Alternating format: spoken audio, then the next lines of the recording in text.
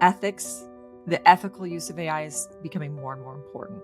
And Take that guesswork out from this process. Let's Mhm. all of us do it in things in a right way, ethical way, as you've said it, so Mhm. that you are sharing this data ethically Mhm. and also you are learning which is actually right for you. Because employees are scared about it. They are. I talk to them all the time. Companies are laying people off and saying it's because of AI. So it's a very real fear. What are some questions that leaders within organizations should be asking or evaluating when it comes to the ethics of the use of AI? Would my skill be irrelevant, or would I not be useful in the world of AI, or my knowledge would be less useful? No, that's not the case. It's that it would be more useful. Your special expertise, your niche would be really helpful to Mhm. make that decision whether this data is correct or not. The difference Mhm. would be now you have tons more data processed at a much faster rate than you can imagine. So So skill sets are not going away. It's just the way we will use may change. Now we are working with a partner who can give me more data at a more time. So now my focus though is not collecting the data, but actually doing that creative thinking, that strategic planning, which is my strength is. AI is not replacing human. AI is an enhancer of human. And when we give that message out as a leader, it's so helpful for people to take that fear out from them and say, Mhm. okay, it's not replacing me. It's replacing the task which is administrative part of me. So to Yeah. give me more time to work who I am the best at.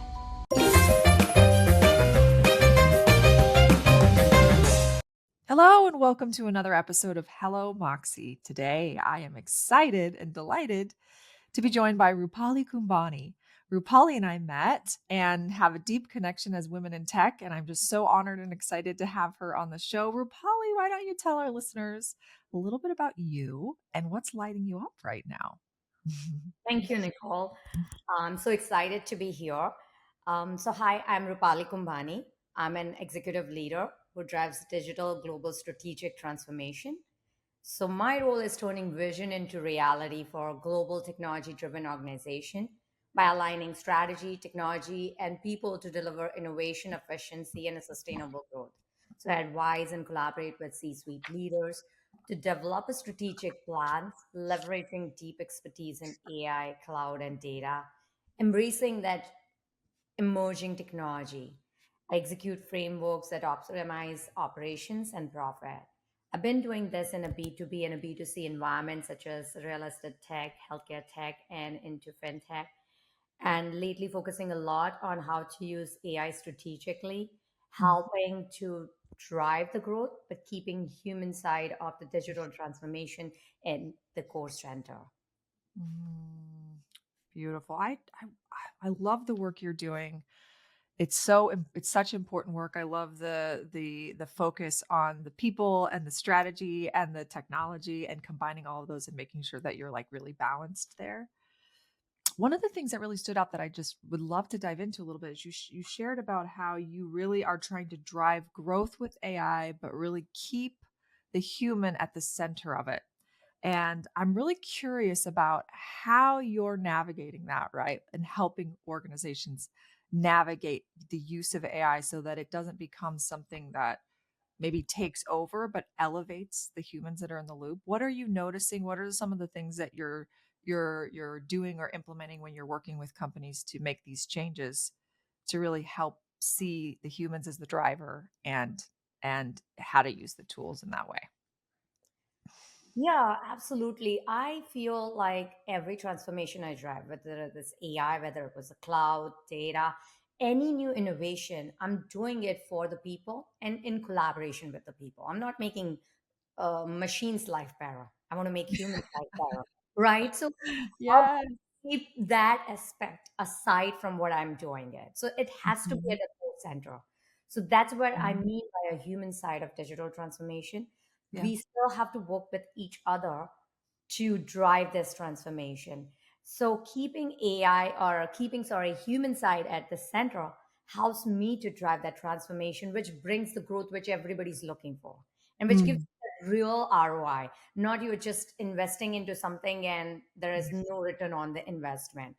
What I've been noticing a lot on AI adoption lately is that fear among employees saying it's going to replace me, it's going to take my job away, and leaders feeling that people are going to be using AI mindlessly, opening the door to sharing my data unethically, or having a high expectation that organization going to invest into all of these tools and make my life easier and better.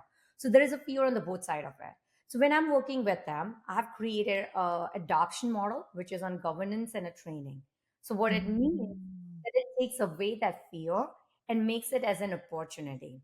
So I have created a governance model where there are employees or leaders from a different part of the department sits in that governance team, and anybody who wants to invest in AI or have a great idea come up and submit that to the governance team with what is the problem we are trying to solve, what are the risks associated with that, and what is the ROI onto it.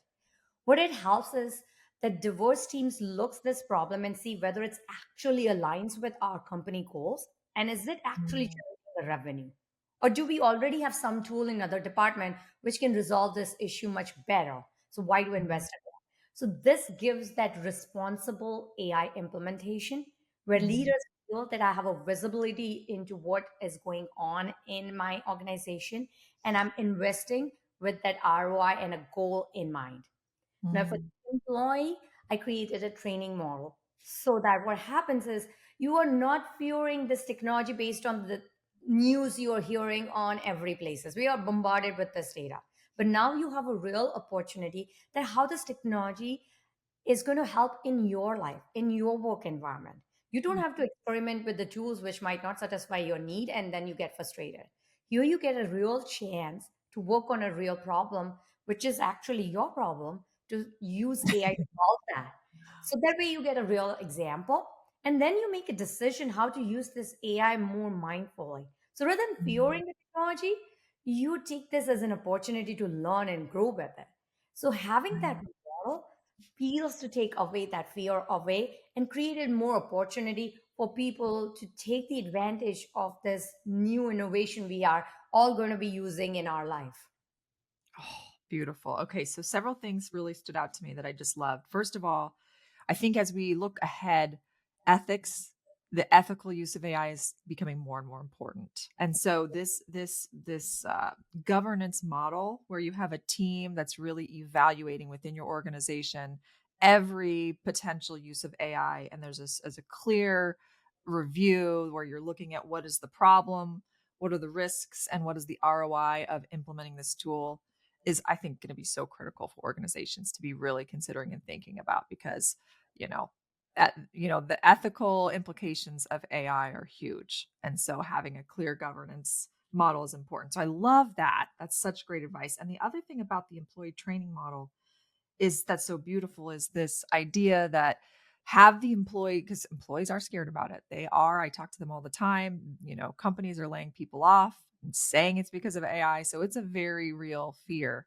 But I love this starting with a problem that they're having because it becomes very relevant and practical to something that they're experiencing. And if they can actually intentionally look at a problem they're having and try to find a way and get trained on how to solve that problem leveraging AI in an ethical way, then that I think helps them be trained and ready to, see wherever this is going to take us, right? There's so much uncertainty, but if we can lead that way, I think it helps everyone be prepared for what's to come. Absolutely, you understand it very well. It's that fear is both side of the fear. I feel that Yeah. leaders are feeling the same thing. I feeling the employees are feeling the same thing, and is just take that guesswork out from this process. Let's Mhm. all of us do it in things in a right way, ethical way, as you have said it, so Mhm. that you are sharing this data ethically Mhm. and also you are learning which is actually right for you because there are so Mhm. many tools out there every new day. There is a new tool popping up, and not everybody has the time to do it, and if you start spending your time and energy into a wrong Mhm. product, you will get Yeah. frustrated quicker and your resistance towards AI will go higher and higher. Yeah, very true. Let's talk about the ethical considerations a little bit.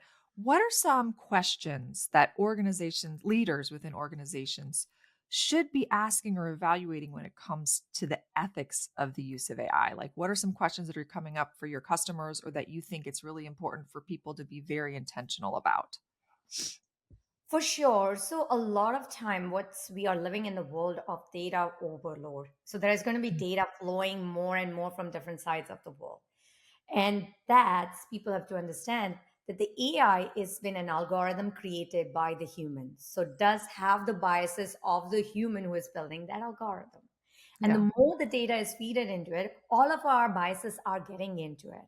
And that overflow of data, we do not know what is right and wrong data is. If you have used experience on any of the AI tools, you have to double check it. Mm, That human element is not going away from it. So mm, that's the reason your own expertise, when people feel that would my skill be irrelevant or would I not be useful in the world of AI or my knowledge would be less useful? No, that's not the case. It's that it would be more useful. Your special expertise, your niche would be really helpful to mm, make that decision whether this data is correct or not. The difference would mm, be now you have tons more data processed at a much faster rate than you can imagine. So, how you can work with this AI and lower your work process, lower your administrative tasks so that the real skills which you have it is your skill of analytical thinking, your skill of mm, making those decisions would be now hyper focused on just that area. And I feel like that will help us making that decision ethically. That will mm, make us that decision wisely. So skill sets are not going away. It's just the way we will use may change. Now we are working with a partner who can give me more data at a more time. So now my focus though is not collecting the data, but actually doing that creative thinking, that mm. strategic planning, which is my strength is. So I Yeah. feel like that's how where the data is should be.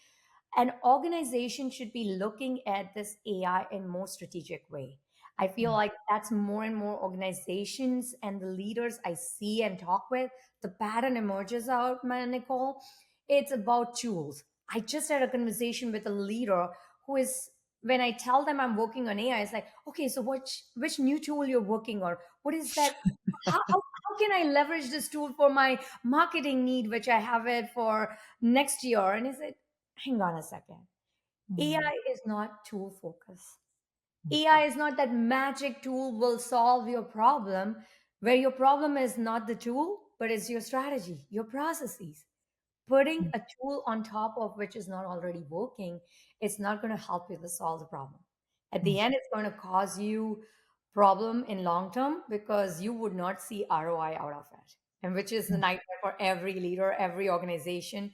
All of us want to see ROI at the end, and that's which is not coming out because you have not planned AI strategically. You have to mm, look into the problem. Our core, our basic does not change. Our strategy does not change. Our strategy is to look what is my goal, what is my culture, what I want to achieve, and then look into AI. How can I achieve that? If that's mm. the approach leaders are taking, I feel like they will be more successful and they will be more successful using this data more ethically. Mm, beautiful. Okay. I loved so much of that. One of the things that you shared really aligns closely with I've been doing some research on the Future of Jobs report from that's just recently come out from the World Economic Forum. Yeah. And one of the things it talks about is the skills that are going to be really important for people to develop that are going to become more and more important in 2030 and as time goes on. Like what are the skills in demand? And you hit the nail on the head. The number one skill in demand is analytical thinking, but a lot of the other skills are these traditional soft skills, I hate that Yes. word, that we've traditionally, like creative thinking, resilience, agility, flexibility, social influence. These types of skills are becoming more and more important for the very reasons you mentioned that there's going to be so much more data that we're going to have to be evaluating and reviewing, and there's going to be so much more that we're going to have to be organizing, that we're going to have to be working with teams and AI systems and managing all of that collaboratively. And so I think it's very interesting that, like, historically, these soft skills maybe haven't been as maybe necessarily as important to our growth, but now they're becoming more so. What is your perspective on that? And specifically in tech, right, which is, very much has been historically focused on, tech skills development. How do you see this playing out in tech specifically? And what would you advise for a woman in tech, for example? I'm asking you like 5 questions right now, I realize. So, but like, what would you advise for a woman in tech who's facing this future? How can she upskill and how can she stay? How can she make sure her skills are relevant? Absolutely. So you have asked tons of questions, but shared a lot of great data too. So I'm going to piggyback on something which you have shared. It's like traditionally in history, we in a technology world, we have focused a lot on to how to learn new technologies and on the data and data infrastructure and things like that. It's not, it does, in the world of AI doesn't mean that it's the focus will be going away from it, but Right. now we have this partner who can do that job much better than we can and at a much faster pace. So the time which I was spending to do all those administrative work, the operational stuff, it's going to be taken care of AI. So now I have this additional time which I wanted to use strategically, which is a lot of time leaders are thinking. Now I have additional time. Should I spend more time and my team's time on viewing reels on Instagram, or am I spending it wisely? Right? You have this additional time. How are you using it? And that's where your soft skills come in. Mm, Things which used to be unpassed as a soft skills because our time is so focused on learning technology and improving it is now been helped by AI, our partner. So now what we wanted to do is use that time to the skills we naturally have and how to enhance them. And mm, women in general, we lead a lot with empathy. We have a lot of emotional intelligence. So our creativity, our creative thinking, our ability to collaborate with cross culture, which I mhm, call it as a cultural intelligence, need to work and would be especially helpful in the world of AI and in world of technology, because that's where help us to connect with each other. AI can give you the data, but your ability to reason that with emotional intelligence, with that cultural intelligence, will help you to make that decision right. Is it a mm, relevant information for my customer right now, for my team right now?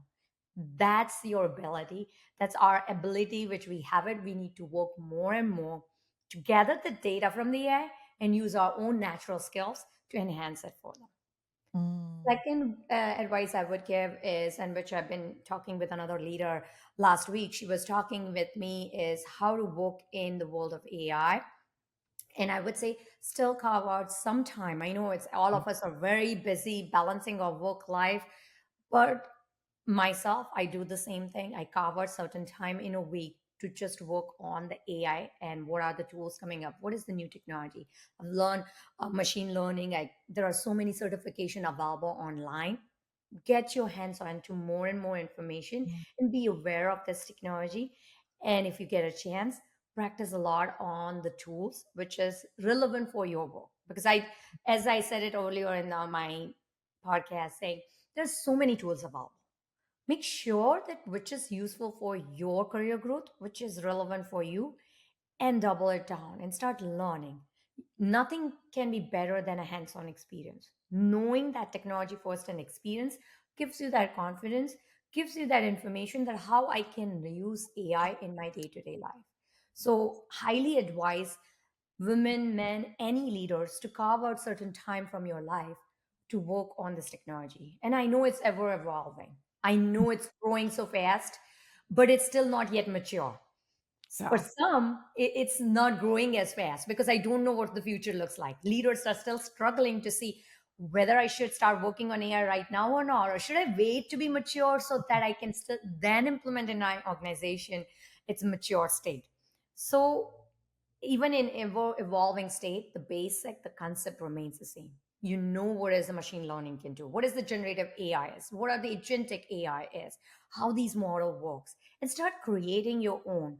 I have created a couple of agents of my own.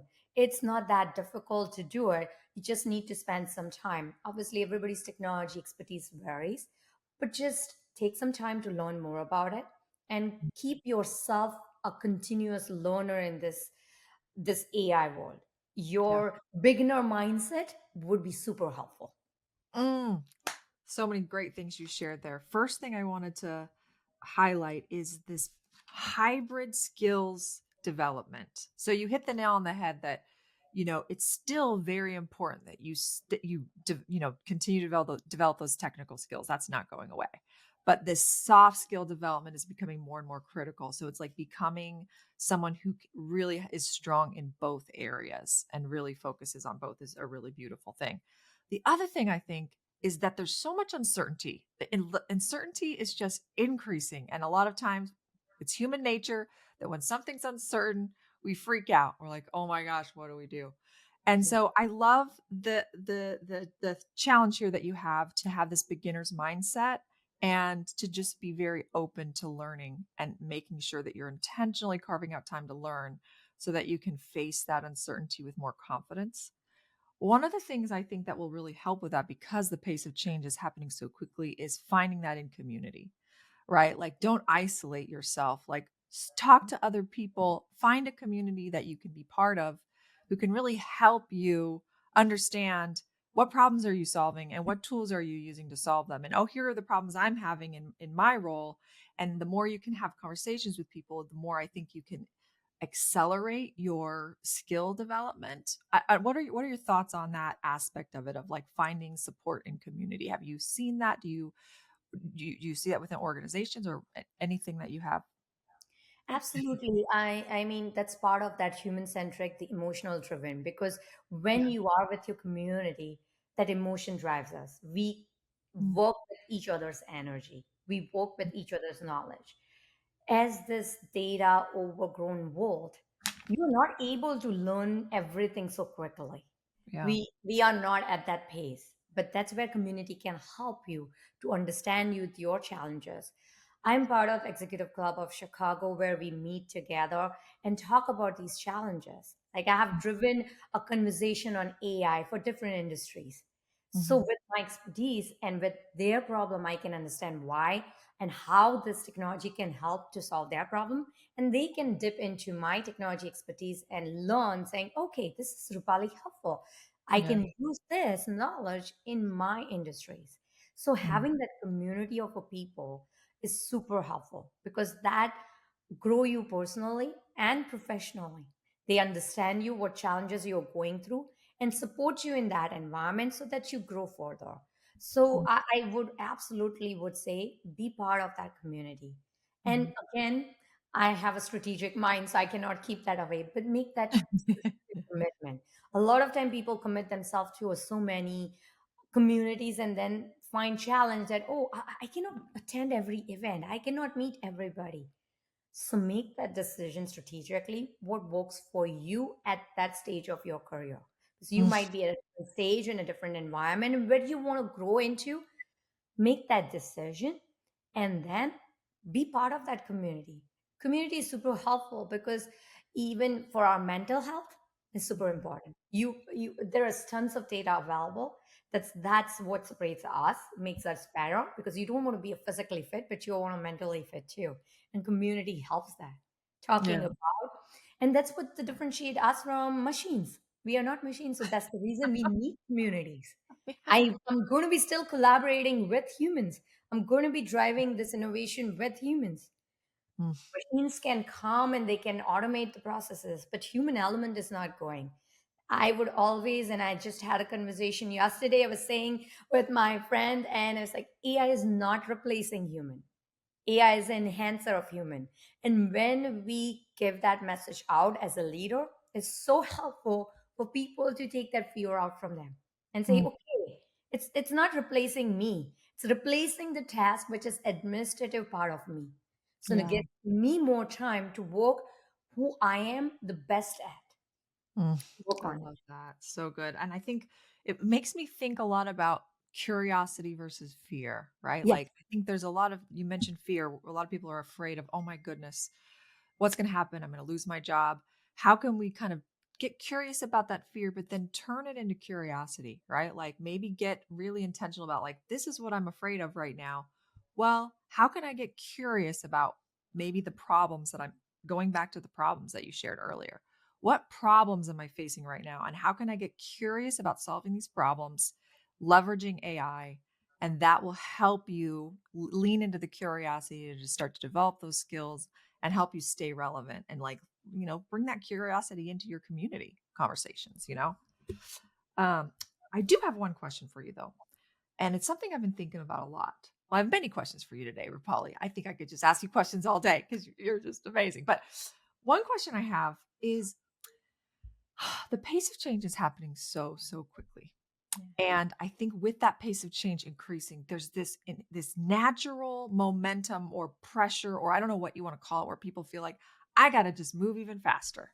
I've got to go faster because I'm not going to be able to keep up.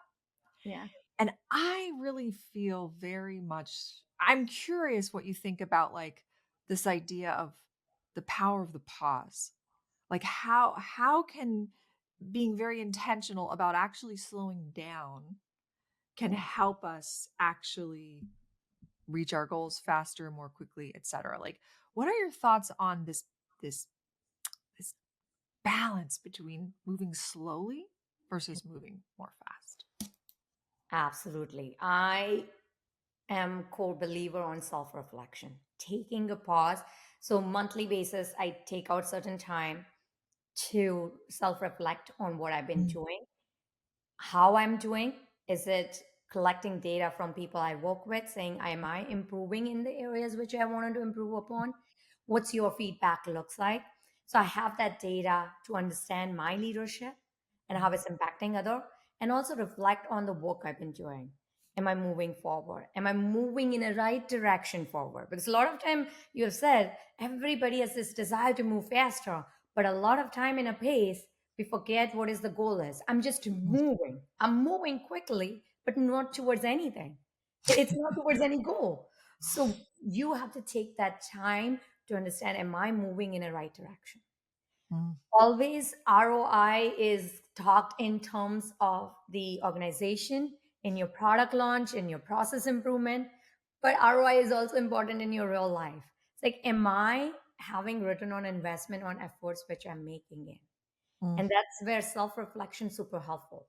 Now, here your ROI might not be every time in terms of, okay, I need to have increased time to work on the things which I want to work on, or I'm getting more money out of my work, but also, am I gaining and am I growing personally and professionally, which I wanted to grow with?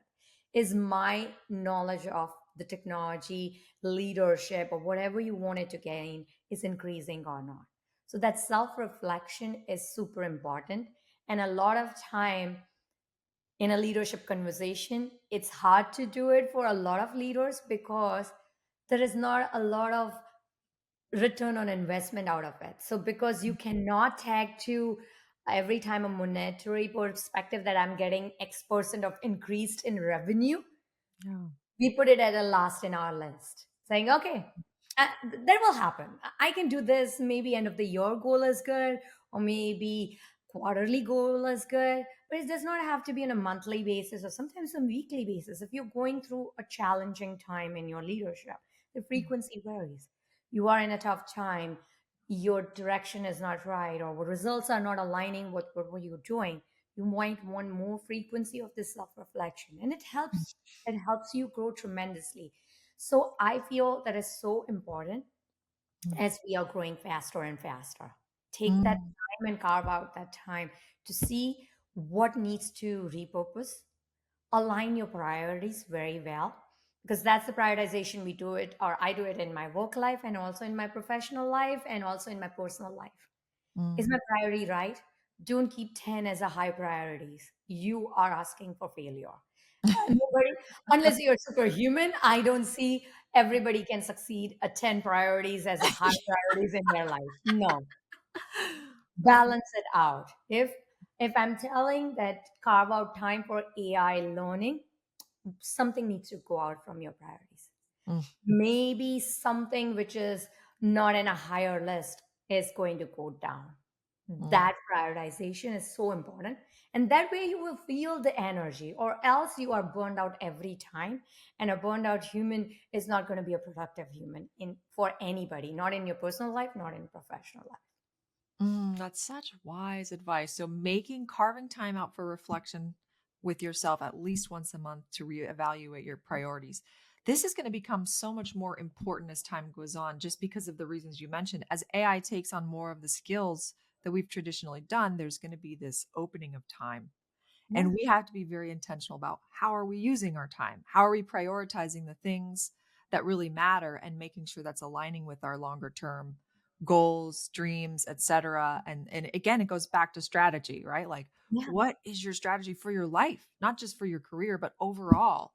And I love what you shared there about like personally, professionally, that you do this self-reflection time. And I think that's a beautiful invitation for people to just step back, really look at like what is your strategy, but what is your, what is it that you want to create in your life? How do you want to design your life? Yeah. And then build your priorities around that. So as the time starts to open up, you're not just like doom scrolling and like filling it with like more nonsense stuff, right? That's beautiful. Yeah, really beautiful.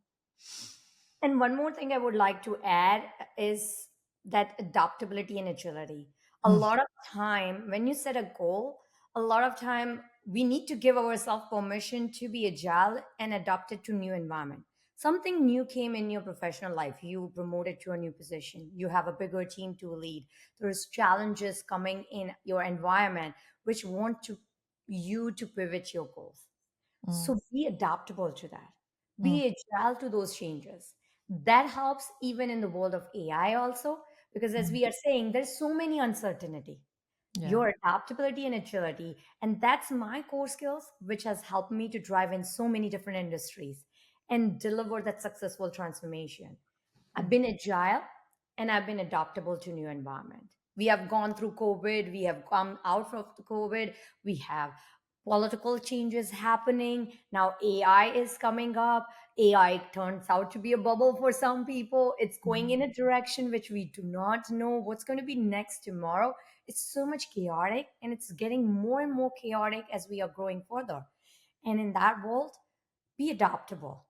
mm, It's you have set goal for this time. That's the reason that monthly reflection is so important. Yes, that was goal was relevant, but now I'm thinking that there is a changes in my personal life.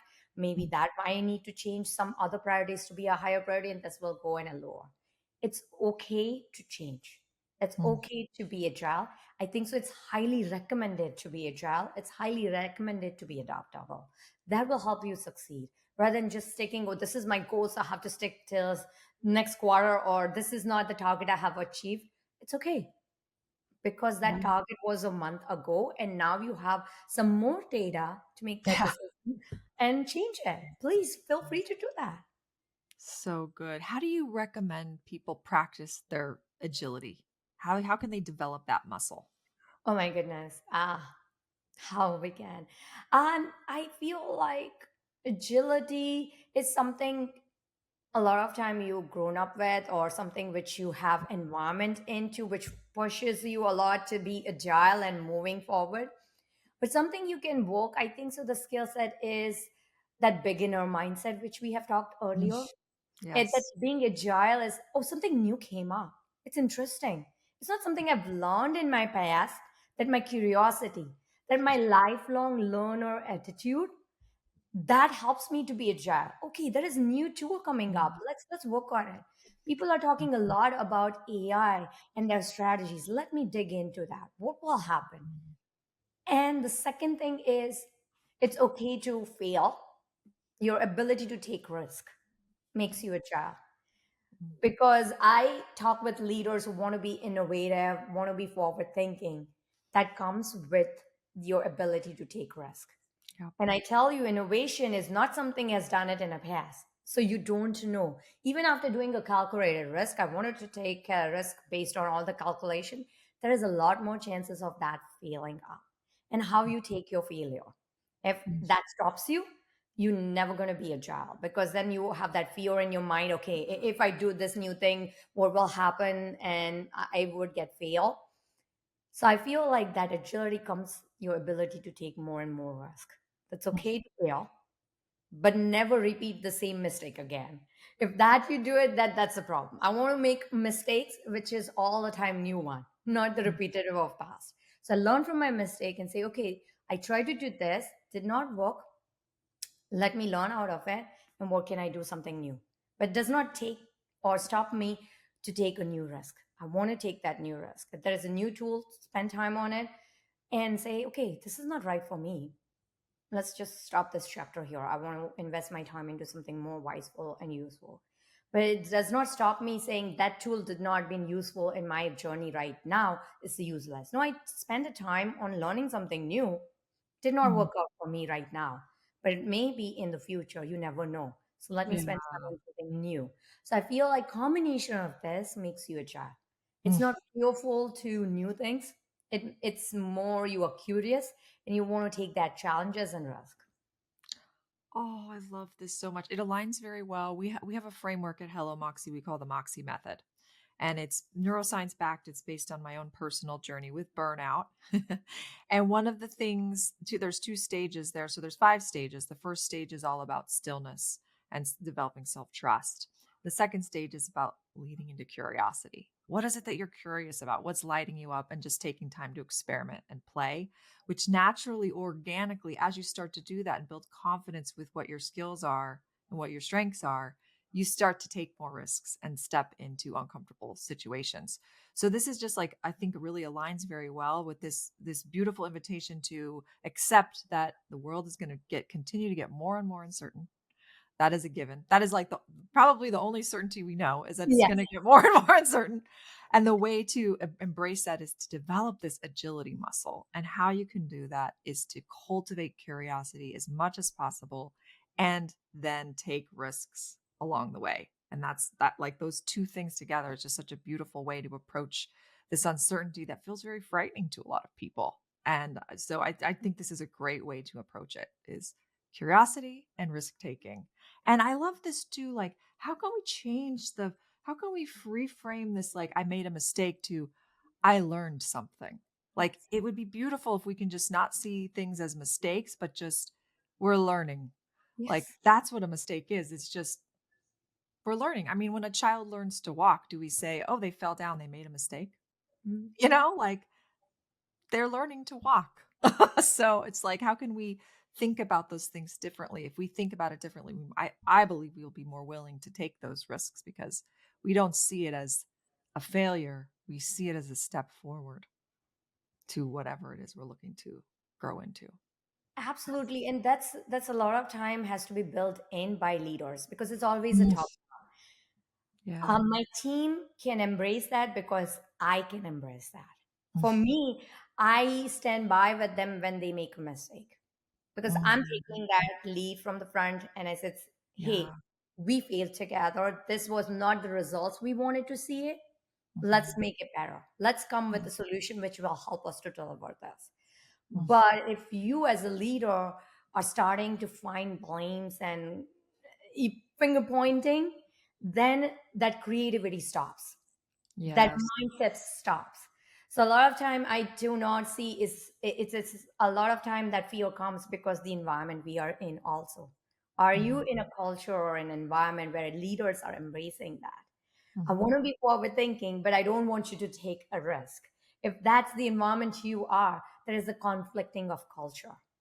Either Yes. you're innovative and embracing the failure as a learning opportunity, and I understand there is a ROI, there is an investment goes into it. So make it a small changes. That's super Mhm. helpful when you are doing a new AI adoption. Make a pivot, I make a pilot, make a MVP, make it a Ah, small yeah. investment. So to see that, so you are not at a bigger risk. Unless you are in a big companies and you can take bigger risk. Depends upon where you are and in your organization. Mm. But there are ways to take those risks without spending tons of dollars into it. That's where your strategy comes in the picture. But as a leader, you have to make and balance this. You have to create this environment. So that's where your team member feels that, okay, I can be innovative. I can share that idea, which not be criticized as stupid or dumb. When you have that environment, people are fearing to raise their things. You will Mhm. see I've been in so many roadmap planning meetings, and I'm big on active listening without biases. So I would pay attention to your body language a lot rather than just listening to what you're trying to share. And I see there are time when person was not able to share because leader was sitting next to him, but I could see is he's uncomfortable. So I approached him on a one-on-one basis and I say, hey, let's talk about that. So what do you think about it? And then when I come to know what is the real problem is, why the tools are failing, why the Mhm. strategies are not working. And that's what you, as I would say, looking at my emotional side, I use my empathy, my emotional intelligence to understand that. That's what we make it better than AI. And then approaching to the person and talking with that person, making that person comfortable that you can share this views, Mm. okay to share your views, and that get me to the strategy which will actually work. Rather than if I have not done that, I would be one of those roadmaps which will not work in a year time, and I will Yeah. continue the failure journey. So I feel like it's a lot depends on a culture and environment, and it's always top down. It cannot be a bottom up. I Mhm. cannot ask my team members to be creative and risk taking, and it's okay to fail where I criticize and punish those failures. It's not going to work. So true. There's so many great things that you shared there. I loved what you shared about, you know, the reality is that when you are risk taking, it's not like companies obviously they need to have an ROI, right? Yes. Like you can't, it's not just like this unlimited. We're gonna just make all these mistakes. Like very, very importantly, you mentioned that there need to be some sort of structure around it. So I love your invitation to just make sure as leaders that you are baking in risk taking into your plan, into your financial plan, into your strategy, so that whether that's like pilot projects or whatever the case may be, so that if and when certain things don't work out, there's less pressure that, this didn't work out. Oh my goodness, you built it in. It's okay. It's part of the process. There's less pressure for everyone, I think.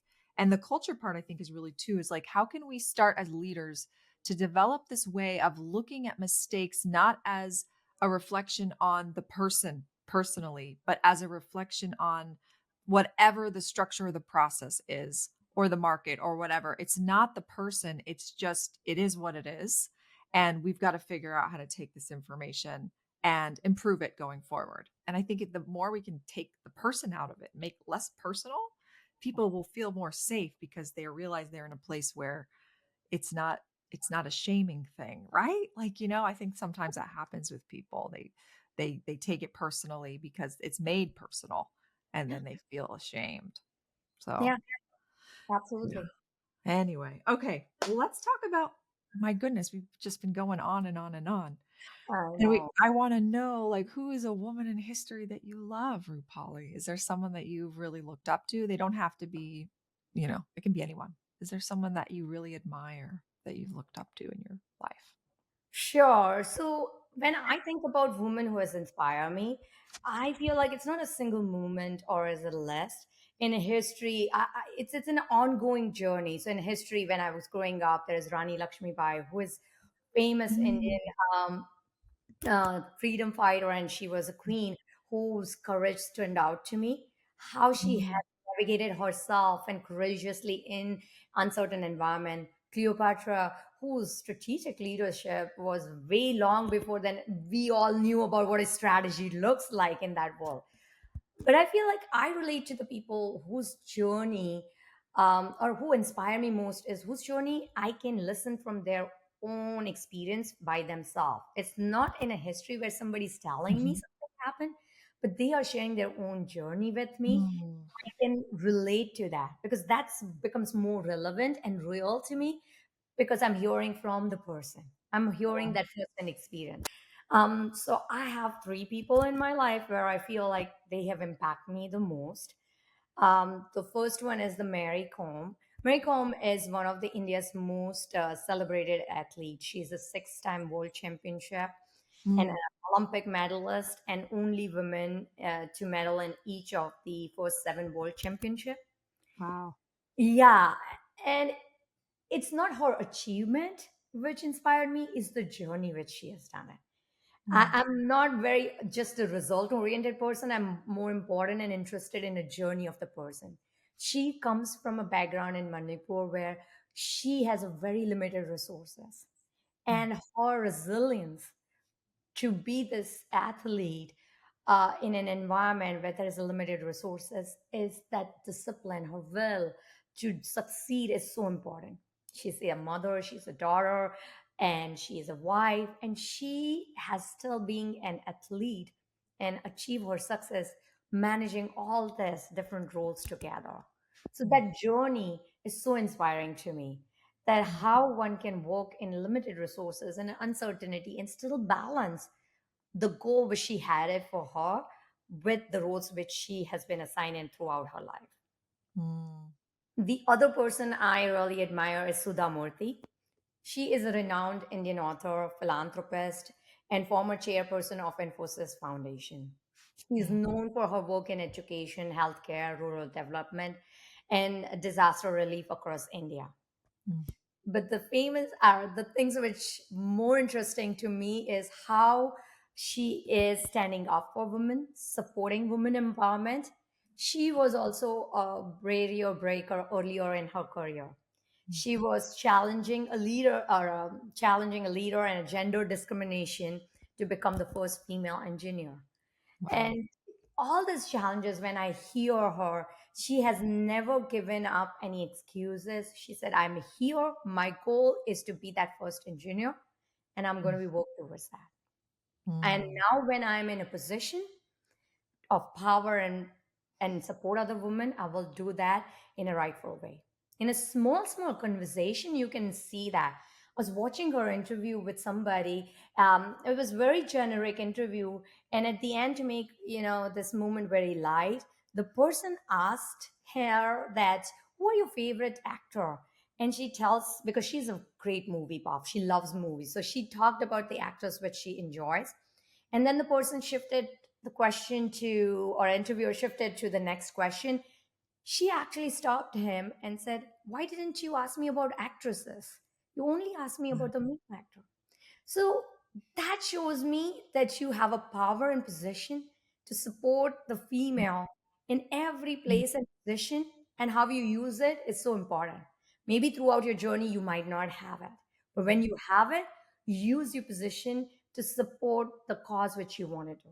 Again, that's what stood out to me, that in a small places, she has this way of working. Her books are super influential to me throughout my life. So I enjoy her courage and also her simplicity, that she lives a very simple life, and being at that powerful position with so much resources available, she strive for a simple life. It's mm, so humble to see that even at this position, how you can be human at that level and be live a simplest life without mm, being so much carry forward and showing off all energy or all resources you have it. So that's what I enjoy of Sudha Murthy.